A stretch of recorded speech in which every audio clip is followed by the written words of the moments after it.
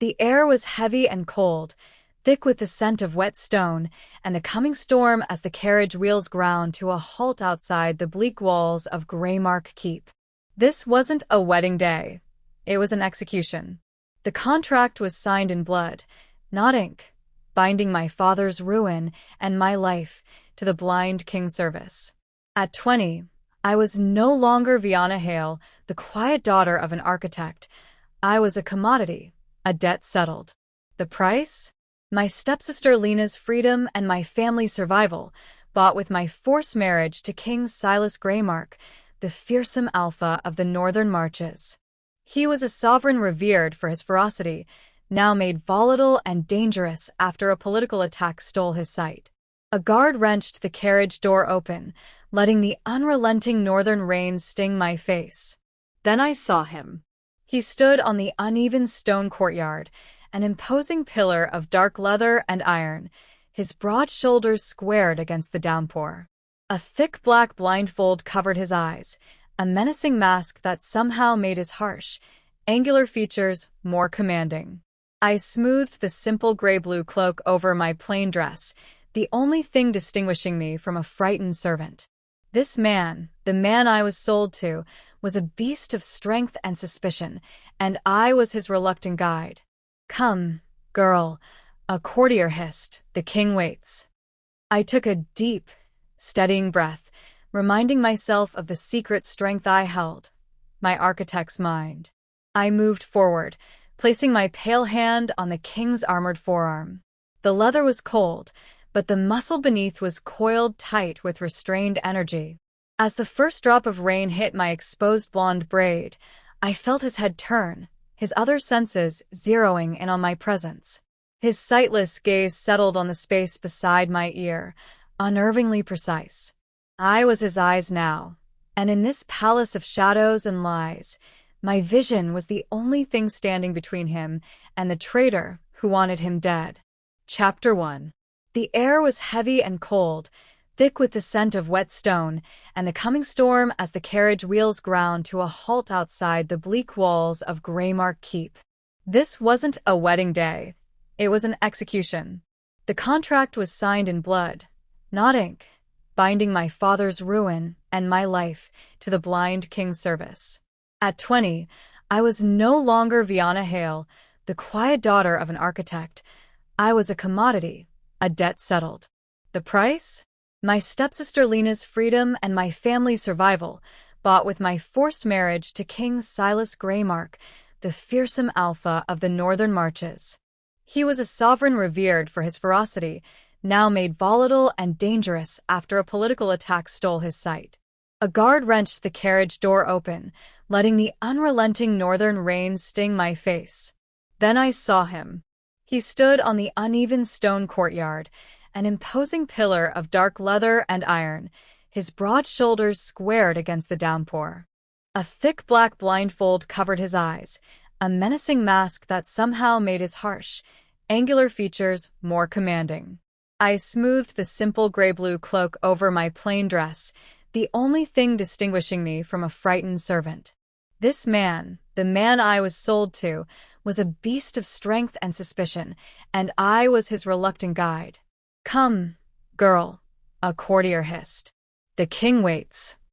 I took a deep, steadying breath, reminding myself of the secret strength I held, my architect's mind. I moved forward, placing my pale hand on the king's armored forearm. The leather was cold, but the muscle beneath was coiled tight with restrained energy. As the first drop of rain hit my exposed blonde braid, I felt his head turn, his other senses zeroing in on my presence. His sightless gaze settled on the space beside my ear, unnervingly precise. Fiona Hale. His voice was granite-scraping steel, low and deliberate. Not a question. A claiming. "Walk with me."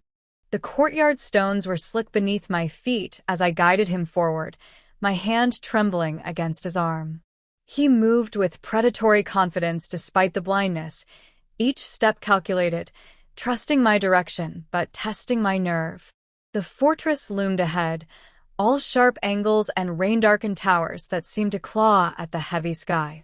My father had designed parts of this place, I realized with a jolt.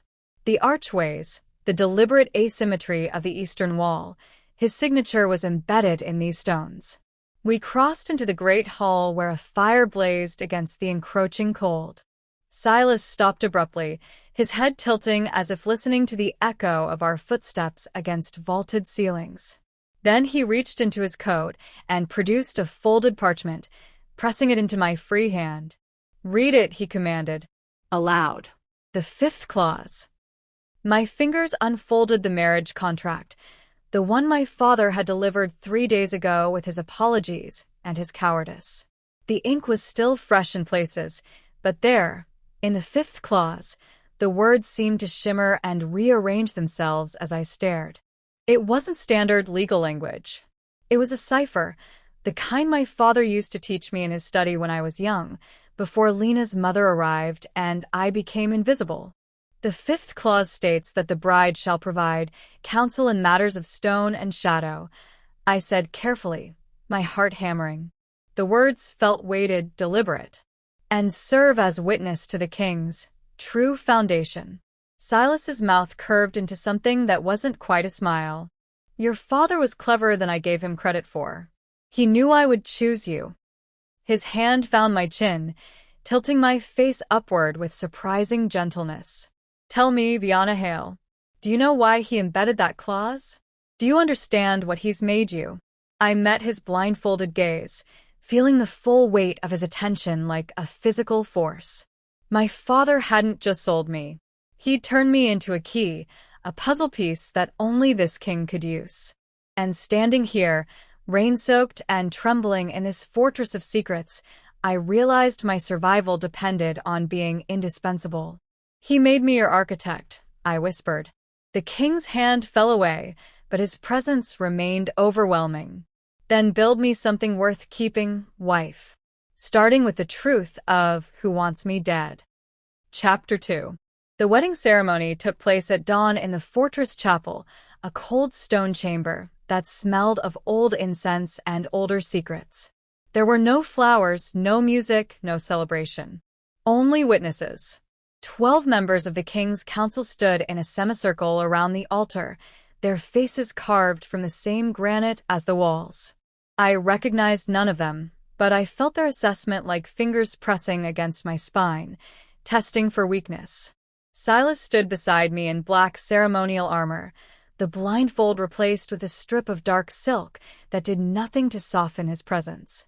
The priest's words rolled over us in archaic verse, binding oaths I barely heard over the thunder of my own heartbeat. When Silas took my hand to slide the heavy iron ring onto my finger, his thumb traced the inside of my wrist, once, twice, as if reading my pulse, counting the rhythm of my fear. You may kiss your bride, your majesty, the priest intoned. Silas's hand cupped the back of my neck, and he leaned down slowly, deliberately, giving me time to understand this was performance. His lips brushed mine with calculated coldness, a seal on a contract rather than affection. But his fingers tightened just slightly against my skin, a silent message I couldn't yet decode. When he pulled away, his head angled toward the council, and I realized he was listening to their breathing, their movements, cataloging every response. The wedding breakfast was worse. We sat at the high table in the great hall while the council arranged themselves below us like chess pieces on a board. Servants brought courses of venison and dark bread, wine the color of dried blood. I barely touched the food, too busy watching the way power moved through the room.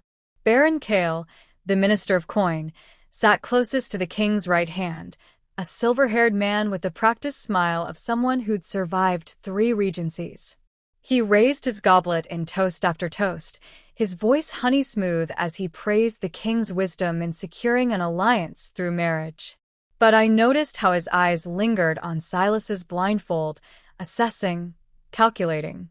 Lady Marin, the mistress of whispers, sat rigid and silent, her sharp gaze fixed on me as if I were a puzzle she resented having to solve. Beside her, General Thorne, a mountain of a man with scars crossing his throat, mechanically, his attention never leaving the king's unguarded left side. "Your Majesty," Baron Kale ventured, leaning forward with false concern. Perhaps the queen would benefit from a tour of the treasury, so she might understand the delicate nature of our kingdom's finances. Silas didn't turn toward him.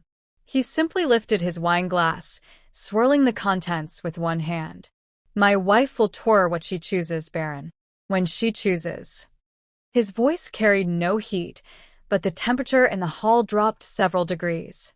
"Though I wonder why you're so eager to display our coffers. Worried about their contents?" Kale's smile tightened. "Of course not, Your Majesty. Merely offering hospitality to our new queen." I set down my untouched bread and spoke for the first time since the vows. "I would prefer to tour the king's private study first, if it pleases Your Majesty. I'm told my father consulted on its construction." My voice came out steadier than I expected, clear and measured. The silence that followed was sharp enough to draw blood. I felt every eye in the hall swivel toward me, but I kept my gaze on the table, playing the demure bride even as my mind raced. My father had built the study, which meant there might be something hidden there, something only I could find. Silas's mouth curved into that dangerous, almost smile. "Then you shall have it, wife. Baron Kale, Lady Marin, clear the queen's schedule. She'll spend her first week learning the bones of this fortress." He set down his glass with deliberate precision. After all, an architect must understand the foundation before she can identify the cracks. The word cracks hung in the air like an accusation. I watched Baron Kale's fingers tighten around his goblet, watched Lady Marin exchange a glance with General Thorne, watched the careful mask slip just slightly. And I understood with cold clarity what Silas had already known. His blindness hadn't weakened him. It had sharpened him into a blade. He couldn't see their faces, so he'd learned to read everything else. The hesitation before they spoke, the shuffle of feet when they lied, the quality of silence when guilt settled in a room. He was hunting a traitor in the dark, and he'd just announced to the entire court that I was his hunting hound. As the council began to disperse, Silas leaned close enough that his breath stirred the hair at my temple. "Well played, architect. Now, let's see if you can find what your father left behind before his secret gets us both killed." Chapter 3. I spent 3 nights in the king's study before I found it. The room was a masterpiece of my father's paranoid genius. All hidden compartments and false panels, books arranged in sequences that only made sense if you understood his obsession with sacred geometry. Silas had granted me access without supervision, which should have been a relief, but instead felt like a test I didn't fully understand. The marriage contract lay spread across the massive oak desk, illuminated by candlelight that made the ink seem to move. I'd read the 5th clause a dozen times, but tonight something shifted. The phrasing wasn't just encoded, it was layered, words within words, meaning stacked like the fortress's own architecture. "The bride shall provide counsel in matters of stone and shadow, and serve as witness to the king's true foundation." I pulled out the architectural plans I'd found hidden behind a false panel in the bookshelf, my father's original blueprints for Greymark Keep. When I laid them beside the contract, aligning the edges, I saw it. The words stone and shadow corresponded exactly to structural annotations on the fortress's foundation. The eastern tower, the one everyone assumed was decorative, was marked in my father's private notation as weight-bearing contingency. My hands trembled as I traced the connection. The contract wasn't just metaphorical. It was literal instruction, a map disguised as legal language. My father had built a safety mechanism into the marriage itself. If the contract was broken, if I was harmed or killed before fulfilling its terms, something in the fortress's structure would fail. He'd made me essential not through love, but through architectural sabotage. Clever man, your father. Silas's voice cut through the silence, like a blade through silk. I spun around, nearly knocking over the candle. He stood in the doorway, no guards, no announcement, just that predatory stillness that made my breath catch. The silk blindfold gleamed in the low light as he stepped inside, closing the door with one hand while his other traced the wall's edge with practiced familiarity. "How long have you been standing there?" My voice came out sharper than intended. "Long enough to hear you breathing change when you made the connection." He moved toward the desk with unnerving accuracy, stopping just close enough that I could smell leather and winter air on his skin. "Tell me what you found, architect." No lies this time. I swallowed hard, weighing my options. But there was something in his posture, a coiled tension that suggested he already knew, had perhaps always known, and was simply waiting to see if I'd tell him the truth. "He made me a structural linchpin," I said quietly, gesturing to the documents even though he couldn't see them. "The contract is keyed to specific load-bearing elements in the fortress. If the marriage is nullified or if I die before the terms are fulfilled, the Eastern Tower's foundation destabilizes. It's slow, subtle, but catastrophic over time." He turned me into insurance. Silas was silent for a long moment, his jaw tight. Then, unexpectedly, he laughed, a dark, humorless sound. "I suspected as much. That's why I chose you instead of your stepsister when your father offered her first." He reached out, his hand finding the edge of the desk, then sliding across until his fingers brushed the contract. Lena was younger, more traditionally beautiful, exactly what a desperate man would offer to clear his debts. "But you were the architect's daughter, the one who spent her childhood in his study learning to think like him." My stomach dropped. "You knew he would trap you?" "I knew he would try to protect his investment," Silas corrected, his voice cold. "And I gambled that his daughter would be smart enough to see the trap for what it is, leverage, not loyalty." He turned toward me then, his hand lifting to catch my chin with surprising gentleness. "The question, Viana, is what you'll do with that knowledge. Will you threaten me with it? Use it to negotiate your freedom?" I met his sightless gaze, feeling the weight of his attention, the terrible intelligence behind the blindfold. "If I wanted to threaten you, I wouldn't have told you what I found." "Then what do you want?" The answer came easier than I expected. "To survive. And to understand why you're not furious that my father tried to blackmail a king." His thumb traced the line of my jaw, and his voice dropped to something almost intimate. "Because, wife, your father gave me exactly what I needed, a consort no one will suspect is my true weapon. They see you as a sacrifice, a debt paid. They don't see the mind behind those careful eyes." He released me, stepping back with that deliberate grace. "I don't need blind loyalty, Viana. I need a partner clever enough to navigate the snakes in my court and ruthless enough to strike when the moment comes. Your father's trap proves you're valuable. Your honesty tonight proves you might be trustworthy." He moved toward the door, then paused. "Keep studying those plans. The safety mechanism your father built won't protect either of us from the blade aimed at my back. But the secrets hidden in these walls might." The door closed behind him, leaving me alone with the contract and the terrible realization that I'd just been recruited into a conspiracy by the very man I was supposed to be protecting or destroying. Chapter 4. The secret compartment revealed itself on the seventh night, hidden behind a section of wainscoting in the study's northwest corner. I'd been measuring the room's dimensions against the blueprints when I noticed the discrepancy. 3 feet of space that shouldn't exist, swallowed by walls that were too thick to be purely structural. My father's signature was carved into the wood grain, so subtle it looked like natural patterns unless you knew to trace the lines in a specific sequence. When I pressed the points in order, architect's logic, not carpenter's, the panel released with a soft click that sounded thunderous in the midnight quiet. Inside was a leather satchel, cracked with age but carefully preserved. My hands shook as I pulled it free and spread its contents across the study floor.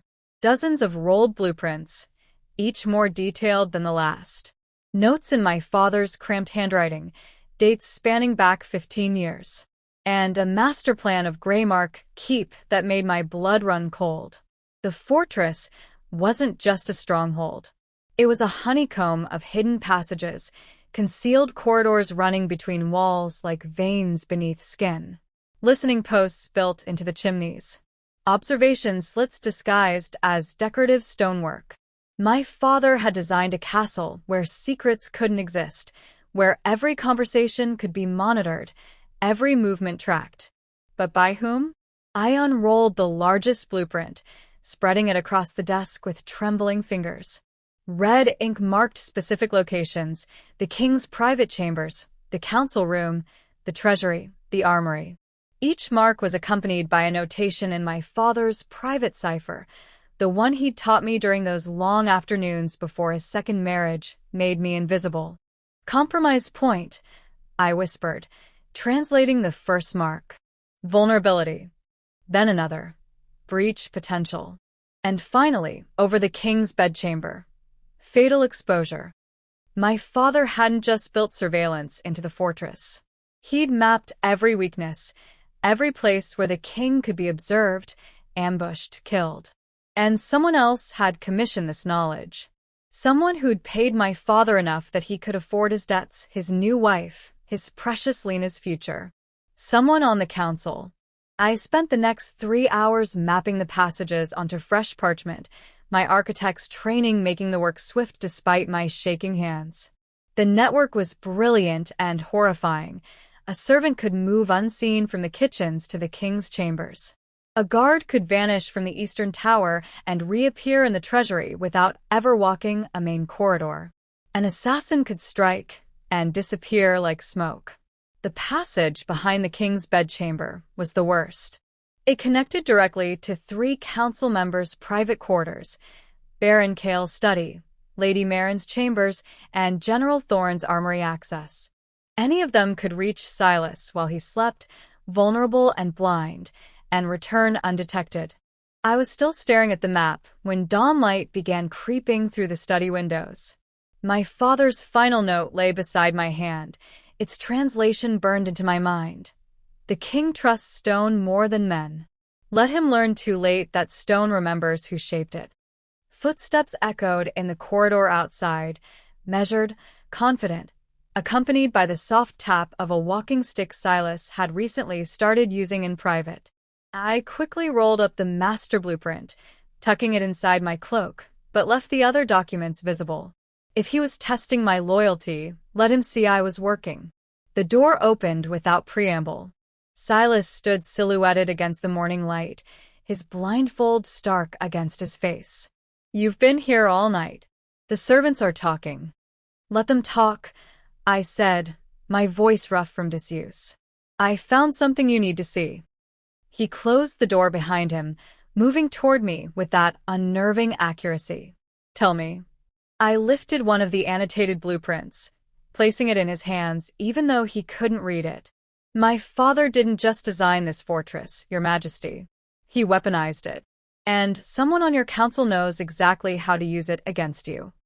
His fingers traced the parchment's edge, and his jaw tightened. "Show me everything." So I did. I described each passage, each vulnerability, each deadly possibility hidden in the walls around us. And as I spoke, I watched his expression shift from controlled fury to something colder, more calculating. He wasn't afraid. He was planning. When I finished, he set down the blueprint with deliberate care. "Can you navigate these passages, Viana? Can you move through them without being heard?" "Yes," I said, understanding what he was asking. "I can be your eyes in the walls. Then, starting tonight, you will be." He turned toward me, his hand finding my shoulder with unerring precision. "Find me proof of who's watching me, and pray we discover them before they realize we know these passages exist." Chapter 5. The passage behind the council chamber smelled of dust and old mortar, narrow enough that my shoulders brushed both walls as I moved through the darkness. I'd waited until the evening council session began, timing my entry through the study's hidden panel to coincide with Baron Kale's opening remarks about grain taxes. My father's blueprints had marked this location as primary observation, a listening post built directly into the chamber's northern wall, disguised as decorative stonework from the inside. I found the carved grate exactly where the plans indicated, positioned at eye level and cunningly designed to look like nothing more than ventilation scrollwork. Through it, I had a perfect view of the council table. Silas sat at its head, his blindfold immaculate, his posture deceptively relaxed. Baron Cale held court at his right, silver-tongued and solicitous, while Lady Marin and General Thorne flanked the table like opposing bookends. "The eastern provinces report another failed harvest, Your Majesty," Cale was saying, his voice dripping with manufactured concern. "Without additional funds from the treasury, I fear we'll see riots before winter's end." Silas tilted his head slightly, that predatory listening posture I'd come to recognize. "And how much do you propose we allocate, Baron?" 50,000 gold marks, Your Majesty. A necessary expense to maintain order. I watched Lady Marin's eyes narrow. "That's nearly a quarter of our reserves." Perhaps the Baron could explain why his previous allocation of 30,000 produced no measurable relief. Cale's smile never faltered. "My lady, I assure you every coin was properly distributed through the provincial governors." "Governors you appointed," General Thorne interrupted, his scarred voice rough as gravel. "Interesting how their loyalty runs so deep to your purse." The temperature in the room dropped. Cale's fingers tightened on his goblet, and for just a moment, his mask of civility cracked. "Are you suggesting impropriety, General?" "I'm suggesting you've built yourself a very comfortable web, Baron." Thorne leaned forward, his massive frame intimidating even while seated. "Governors who owe you favors. Merchant guilds who finance your estates. Provincial lords who suddenly find themselves indebted to your generosity." He paused, almost as if you're building a kingdom within the kingdom. Silas raised one hand, silencing them both. "Enough. Baron Cale, you'll provide full accounting records by week's end. General, you'll accompany the next grain shipment personally to ensure it reaches the people." His voice carried no heat, but the command was absolute. Council dismissed. I expected them to leave. Instead, I watched Cale remain seated as the others filed out, waiting until their footsteps faded before he spoke again. "Your Majesty, might I have a private word?" Silas didn't move. "Speak." Cale rose, moving closer to the king's chair, and his voice dropped to something intimate, almost conspiratorial. "I worry about you, Silas. This blindness, it leaves you vulnerable to influences you cannot see." He paused meaningfully. "The girl, for instance. The architect's daughter. Do you truly trust her father's motives in sending her here?" "My wife is none of your concern, Baron. But she is, Your Majesty. Her father was deeply indebted to certain parties before his fortunate marriage. Parties who might find it useful to have someone so close to you, someone who could." He let the implication hang in the air like poison. My breath caught. He was trying to turn Silas against me, painting me as the threat. Silas stood abruptly, his hand finding the table's edge with practiced ease. "You overstep, Cale. My wife's loyalty is my affair, not yours." "Of course, Your Majesty." Cale's voice turned silken again, but I heard the edge beneath it. "I merely thought you should know that her father received a rather substantial payment 3 weeks before your betrothal was announced. 50,000 gold marks, to be precise. From an anonymous donor."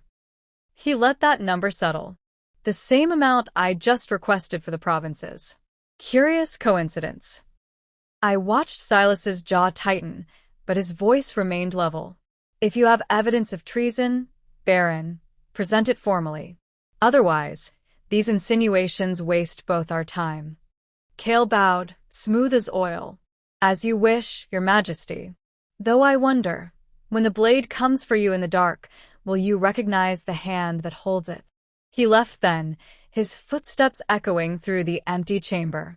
I remained frozen in the hidden passage, my mind racing. Cale had just revealed himself, not through confession, but through deflection. He'd tried to redirect suspicion onto me because he knew Silas was hunting. And that payment to my father, that 50,000 marks, it could only have come from one source. I waited 10 minutes to ensure the corridor was clear, then navigated back through the passages to the king's private chambers. Silas was already there, standing by the window as if he'd been expecting me. I didn't bother with pleasantries. "It's Baron Kale," I said quietly. "He's the one who paid my father 50,000 marks, the same amount he's trying to drain from the treasury now. He's funding his conspiracy with your kingdom's gold, and he just tried to turn you against me to protect himself." Silas turned, and I saw something dangerous flash across his features. "Tell me everything you heard." So I did, every word, every inflection, every tell. When I finished, he crossed the room and took my face in both hands, his thumbs brushing my cheekbones with startling gentleness. "You've just proven yourself more valuable than any counselor in that room," he said softly, "and infinitely more dangerous to our enemy." His hands fell away, but his presence remained overwhelming. "From this moment forward, Viana, you are my spider in these walls. Find me proof that will hang him. And if he moves against us first..." Silas's smile was sharp enough to draw blood. "Then we'll be ready. Because unlike Baron Kale, we know exactly where all the hidden passages lead." Chapter 6. Silas made the announcement at dawn, his voice carrying across the assembled court with absolute authority. He would lead a delegation south to negotiate trade agreements with the coastal provinces, departing in 3 days' time. The journey would take a fortnight, perhaps longer. Baron Kale was to serve as regent in his absence, managing all affairs of state. I stood beside the throne in my gray-blue gown, playing the dutiful wife, but my stomach churned as I watched Kale's face. For just a heartbeat, triumph flickered across his features before the mask of concerned loyalty slid back into place. "Your Majesty, surely such a journey is unwise given your condition," Kale said smoothly, gesturing vaguely toward the blindfold. "Perhaps I could lead the delegation in your stead? Spare you the hardship of travel." "Are you suggesting I'm incapable, Baron?" Silas's tone was mild, but the threat beneath it made several courtiers flinch. "Of course not, Your Majesty. I merely worry for your safety on the roads." Kale spread his hands in a gesture of false humility. "Bandits have been reported in the southern passes. Then I'll bring General Thorne and a full garrison." Silas rose from the throne, his hand finding my arm with practiced ease. "My wife will accompany me as well. She's expressed interest in seeing the coastal architecture." That wasn't part of the plan we discussed. I kept my expression neutral, but my fingers tightened slightly on his arm. A silent question. His thumb brushed my wrist in response. "Trust me." Kale's smile tightened. "Of course, Your Majesty."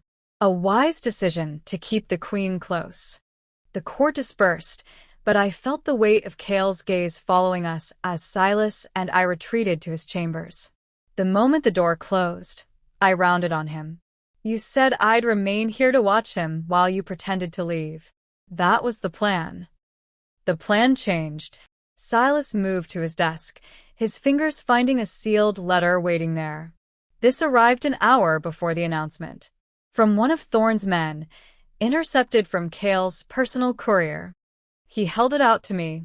"Read it." I broke the seal with trembling hands. The message was brief, written in coded language that barely disguised its intent. "The Alpha departs in 3 days. The window closes then. Strike while the nest is empty. The crown and the gold will be yours by week's end." My blood went cold. "He's not waiting for you to leave. He's planning to kill you before you go." "Precisely." Silas's voice was granite. "He knows if I leave with Thorne and a full garrison, he loses his opportunity. He'll have to move within the next 72 hours, while he still has access and the element of surprise." He crossed to the window, his hands braced against the stone. "That's why you're publicly leaving with me. It will force him to accelerate his timeline and act recklessly." "But I won't actually leave," I said slowly, understanding dawning. "No. You'll use the passages to disappear the night before departure. Let him think you're packing, preparing for travel. He'll assume you're occupied, distracted." Silas turned back toward me, his jaw tight. He'll make his move tomorrow night, during the farewell feast. When the court is drunk and distracted, when my guard is supposedly down. I moved to the desk, spreading out the fortress blueprints I'd memorized by now. The passage behind your bedchamber. That's where he'll strike. It's the only route that gives him direct access without alerting the guards. Then that's where we'll be waiting. Silas's hand found mine across the desk, his fingers interweaving with my own. I need you in those walls, Viana. You'll be my eyes, my warning system.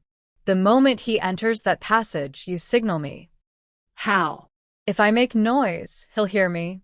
He pulled something from his pocket, a small brass bell, no larger than a thimble. The chamber has a hidden alcove near the fireplace, designed for servants to tend the fire without disturbing the room's occupant. There's a bell pull there connected to this. 1 ring means he's entered the passage. 2 rings means he's at the chamber door. 3. His voice darkened. 3 means you're in danger, and I come for you instead. I took the bell, feeling its weight in my palm. And if he brings others? If it's not just Kale? Then we'll know the full extent of the conspiracy. Silas's other hand came up to cup my face, and his voice softened. I won't let him touch you, Viana. You have my word as king and as your husband, fabricated though this marriage may be. Something in my chest tightened. The marriage might have been a transaction, but the partnership we'd forged in these dark weeks felt more real than anything in my previous life. It doesn't feel fabricated anymore, I admitted quietly. His thumb traced my cheekbone, and for a moment the blind king looked almost vulnerable. No, he agreed. It doesn't. A sharp knock shattered the moment. Lady Marin's voice came through the door, crisp and urgent. Your Majesty, Baron Kale, requests an audience. He says it's regarding the travel preparations. Silas's expression hardened back into the mask of kingship. Tell him I'll receive him in the throne room within the hour. He released me, stepping back into formal distance, and have the Queen's belongings prepared for the southern journey. We depart at dawn in 2 days' time. I heard Marin's footsteps retreat, and then Silas spoke so softly only I could hear. Tomorrow night, architect. We end this. I slipped the brass bell into my pocket, feeling its cool weight settle against my hip. Tomorrow night, I echoed. We hunt the spider in his own web. Chapter 7. I found it in the smallest hours of the night, when exhaustion had blurred the edges of my vision and made the candlelight dance like living things.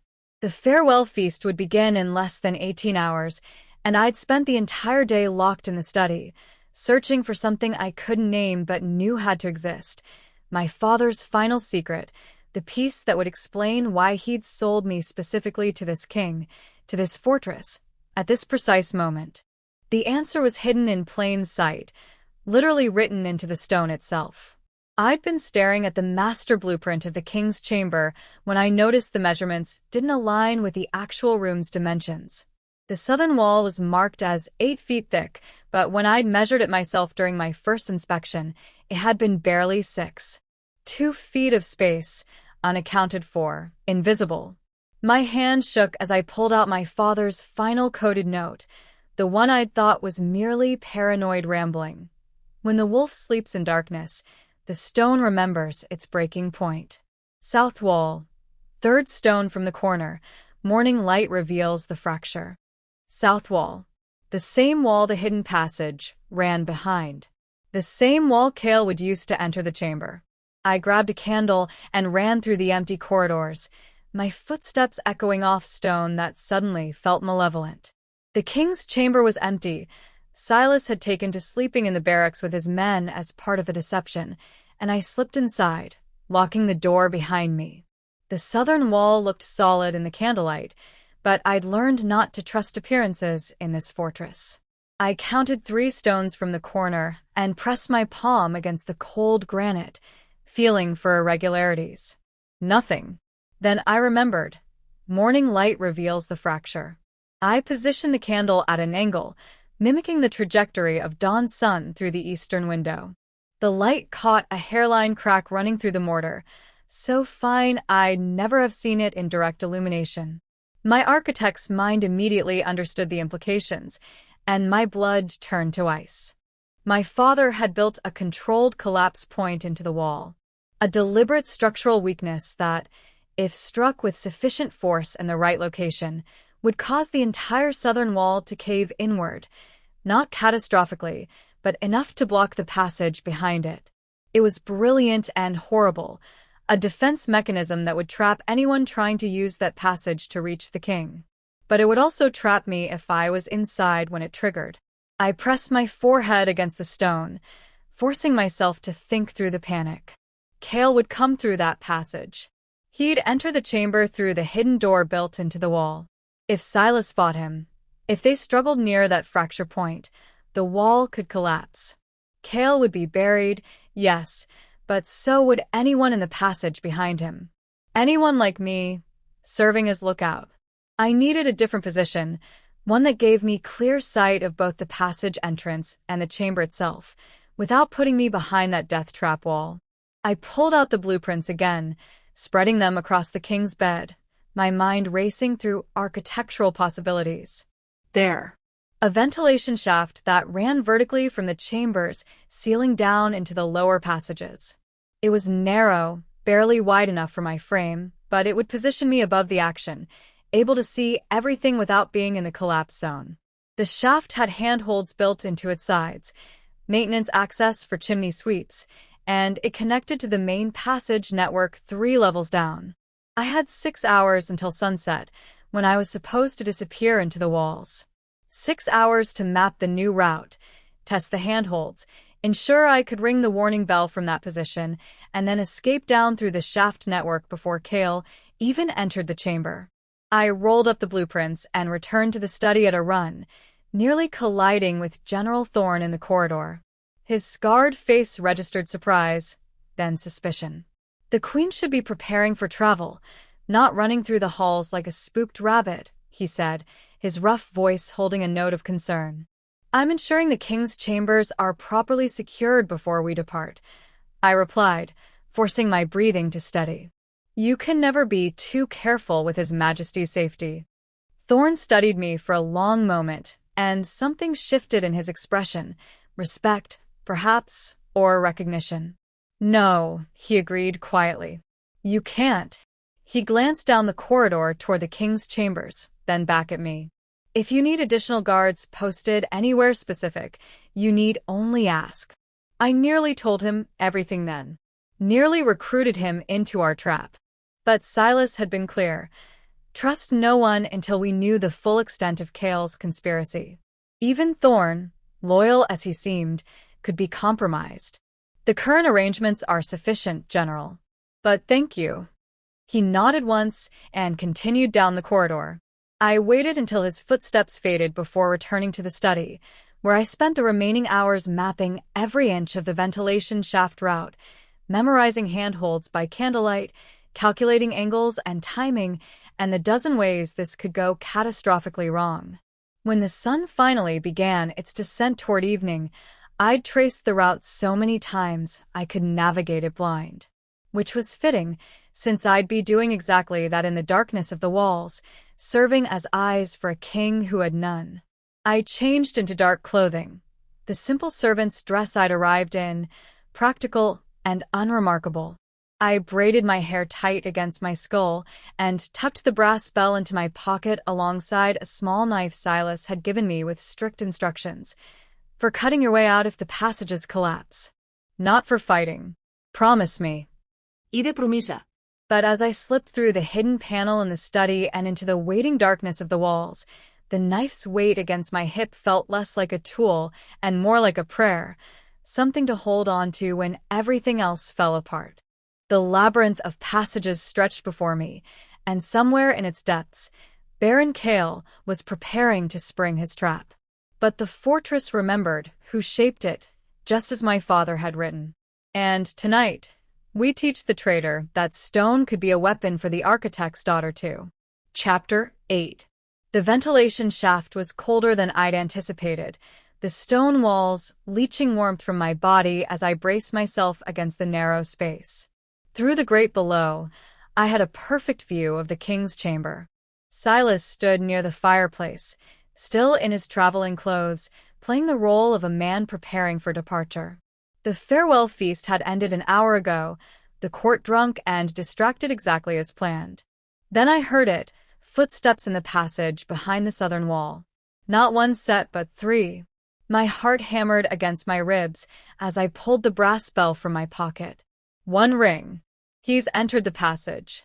Silas's posture shifted subtly, his hand moving to rest casually on the sword at his hip. The footsteps grew closer, deliberate and quiet. I watched the hidden door in the southern wall, the one my father had built, the one marked with that deadly fracture point. 2 rings. He's at the chamber door. The door slid open with barely a whisper of sound. Baron Kale emerged first, a long dagger in his hand, its blade dark with something that looked like poison. Behind him came 2 guards I recognized from his personal detail, men he'd appointed, men whose loyalty he bought with that stolen treasury gold. "Your Majesty," Kale said softly, his voice carrying false regret. "I'm afraid your journey south has been cancelled. Permanently." Silas turned slowly, his blindfolded face oriented toward the sound of Kale's voice with unnerving precision. "I wondered when you'd make your move, Baron. Though I expected you to come alone. Cowardice looks unbecoming on a man who styles himself a king." Kale's expression twisted with rage. "I built this kingdom while you played at war, blind fool. The council knows it, the provinces know it. You're nothing but a symbol now, and symbols can be replaced." He gestured to his guards. "Kill him." They moved forward, and that's when everything went wrong. One guard's boot caught the edge of the fracture point, that third stone from the corner, and I heard the sickening crack of stressed mortar giving way. The southern wall shuddered, and I realized with horror that the collapse was beginning early, triggered by weight instead of impact. 3 rings. I'm in danger, but so was Silas. I didn't wait for him to come for me. I dropped through the shaft, using the handholds to control my fall, and burst through the lower access panel directly into the king's chamber. Silas's had snapped toward the sound, his body already moving, but Kale's dagger was arcing toward his exposed back.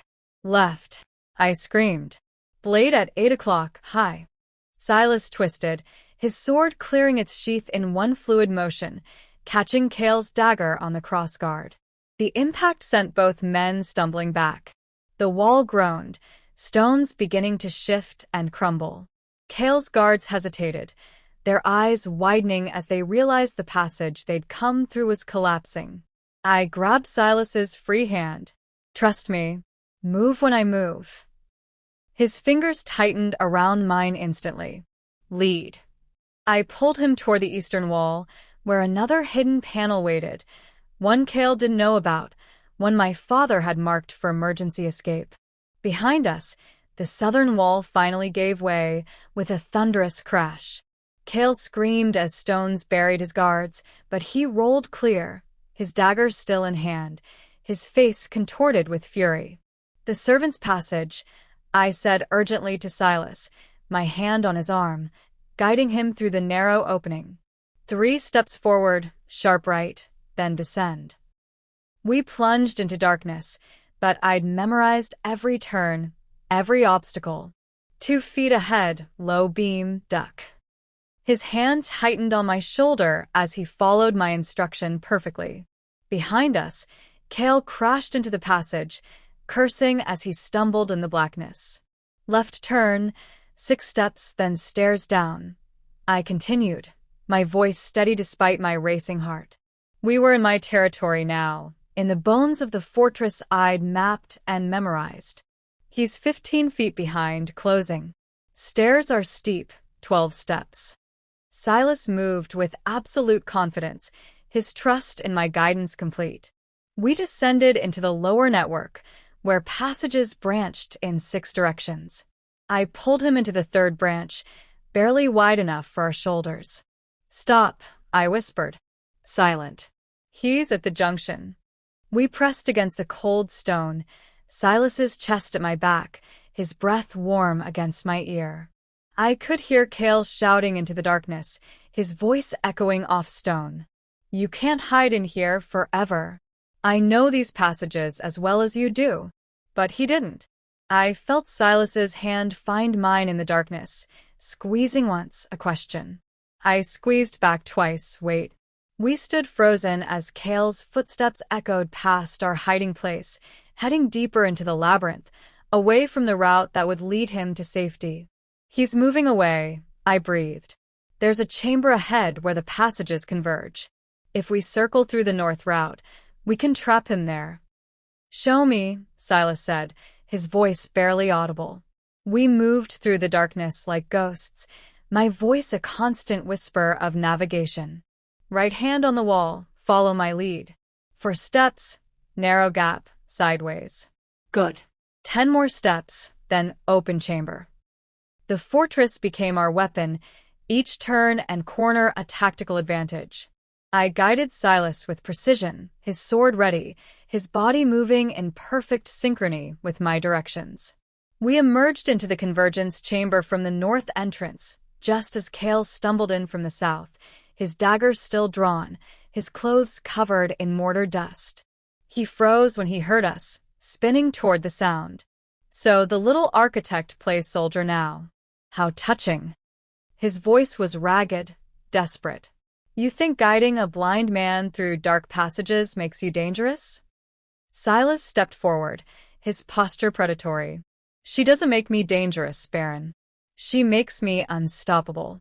His voice dropped to something cold and final. "Tell me where he stands, Viana." I positioned myself behind Silas, my hand on his shoulder, my lips close to his ear. Center of the chamber, 8 feet ahead. Dagger in right hand, held low. He's favoring his left leg. The collapse injured him.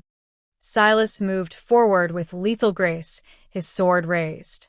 Cale lunged, but I called the strike before it came.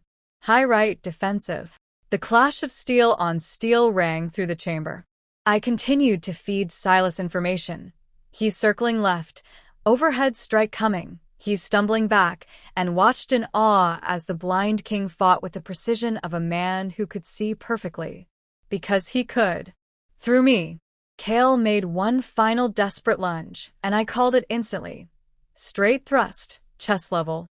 Silas sidestepped, and his sword found its mark. Cale's dagger clattered to the stone floor, and he fell to his knees, blood spreading across his expensive tunic. "You were right about one thing, Baron," Silas said quietly, lowering his sword. "I am nothing but a symbol. But she," his hand found mine in the darkness, pulling me to his side, "she's the mind that makes that symbol into a king." Chapter 9. We brought Cale up from the passages at dawn, when the entire court had assembled in the great hall for what they believed would be the king's departure ceremony. General Thorne and his men had secured the chamber overnight, following Silas's emergency summons after the battle. Now they stood in formation, their expressions grim as they watched their king emerge from the hidden panel behind the throne, his hand resting on my arm, my fingers covered in mortar dust and Cale's blood. The Baron stumbled behind us, bound and wounded, pushed forward by 2 of Thorne's most loyal guards. His silver hair was matted with dirt, his expensive robes torn and stained.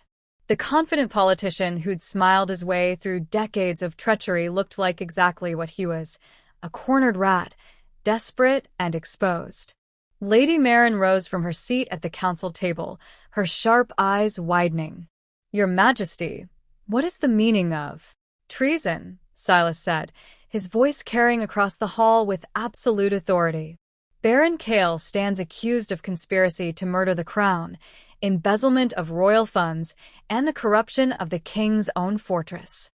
He moved to the throne with my guidance, each step deliberate, and turned to face the assembled court.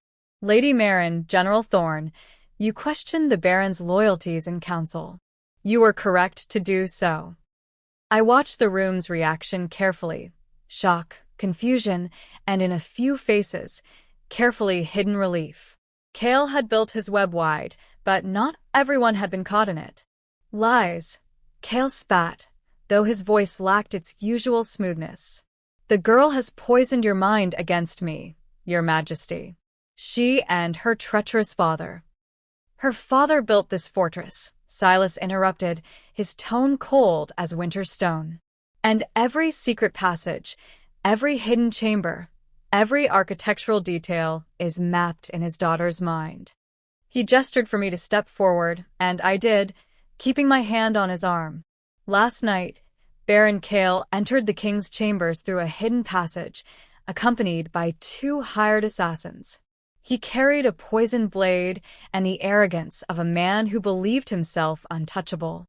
Murmurs rippled through the assembled nobles. General Thorne stepped forward, his scarred face set in hard lines. The 2 guards who accompanied the Baron were found buried under collapsed stonework in the passage behind the king's chambers. Their bodies bore the Baron's seal on their uniforms. They were investigating structural damage. Kale protested, but his voice rose with panic. The Queen herself was conducting surveys. Perhaps she caused the collapse. Perhaps this is all her conspiracy. Silas's hand tightened on my arm, and I felt the rage coiled in that touch.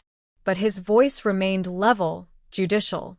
Then explain, Baron, how you came to possess detailed blueprints of the fortress's hidden passages. Blueprints that were stolen from the royal archives 3 months ago, just before the attack that took my sight. Thorne produced a rolled parchment, holding it up for the court to see. Found in the Baron's private study this morning, Your Majesty. Along with correspondence detailing payments to provincial governors for loyalty and a ledger showing 50,000 gold marks transferred to architect Hale 3 weeks before the Queen's marriage was arranged. The court erupted in shocked voices. I saw several nobles lean away from Kale as if his guilt were contagious. Lady Marin stood, her expression carved from ice. The Baron paid the architect to deliver his daughter as a tool of assassination, she said, her voice cutting through the noise. He intended to use her proximity to the king to complete what the first attack failed to accomplish. No, I said clearly, my voice carrying across the hall. Every eye turned to me, and I felt the weight of their judgment, their suspicion. My father took the Baron's money, but he didn't send me here to kill the king. He sent me here to expose the conspiracy. I pulled out the final document I'd found in the hidden compartment, my father's last letter, written in his own hand. He knew he was a coward, knew he'd sold me to save himself. But he also knew I was the only one who could read his architectural codes. He built the evidence into the fortress itself and trusted I would find it. Silas stood, and the hall fell silent. Baron Kale, you are found guilty of high treason by the testimony of your own correspondence, the evidence of your hired assassins, and the attempt on my life witnessed by the Queen herself. His voice dropped to something final and absolute.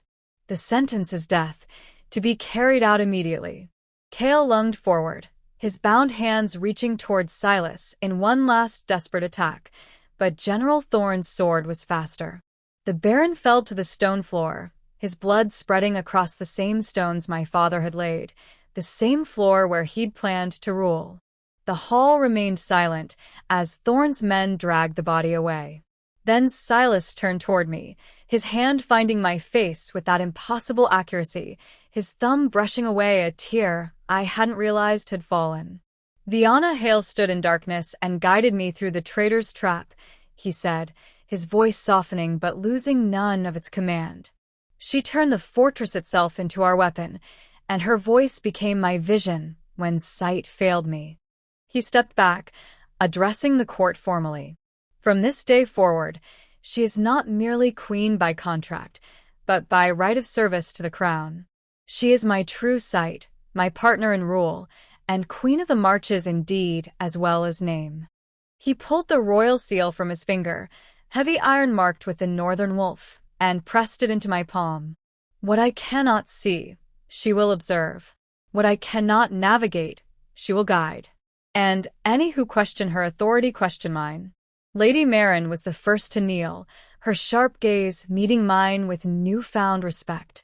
General Thorne followed, then the rest of the court, one by one, until the entire hall had bent knee to the architect's daughter, who'd been sold like property and emerged as the power behind the throne. Silas's hand found mine again, our fingers interweaving with the ease of partnership forged in darkness and blood. "Well played, architect," he murmured, low enough that only I could hear. "Now, let's build something worth ruling." I looked out over the kneeling court, feeling the weight of the iron ring on my finger, the king's hand steady in mine, and the fortress's secrets singing in my bones. I'd been sold to save my stepsister's life, married to a blind king in a crumbling fortress, and given no choice in any of it. But I'd taken those chains and forged them into a crown. "Together," I whispered back, squeezing his hand. "We build it together."